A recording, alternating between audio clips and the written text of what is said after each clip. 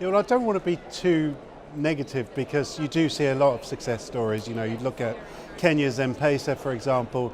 There are constructive stories in the media, but in general, big media isn't set up to tell the really constructive, detailed stories that you see in the US or in Europe or even in Japan. It just doesn't have the resources on the ground in Africa to cover those stories.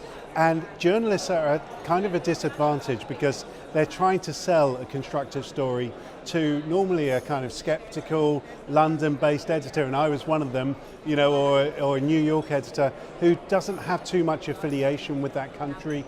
All of their perception of that country is probably informed by what they've seen already about crisis, about conflict. And so this story, nobody wants to write a glossy story. Nobody wants to tell a story that's too puffy. And so you really have to do your homework as a journalist, get your facts and figures straight in order to tell that story. But media is changing, and you've seen big media really pushing into Africa. So the BBC World Service is a good example. They've just multiplied their budget, I think I was hearing, by 12 times. So that's a massive influx of reporting that you're going to see on the ground. Bloomberg, one of the companies that has covered Africa a lot better in the past than other media companies, is also expanding hugely in Africa.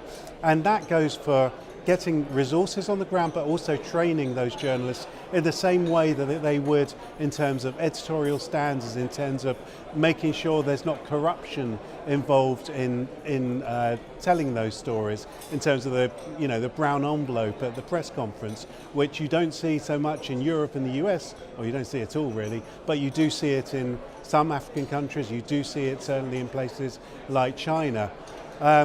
But it's also incumbent on the actors on the ground in Africa to tell their story in a more communicative way, to have those facts and figures that journalists are going to need. And that's where, that's really why I expanded from doing the media business, from content creation as a journalist, to helping countries, to helping governments and companies tell their story in a better way, more convincing way to the media.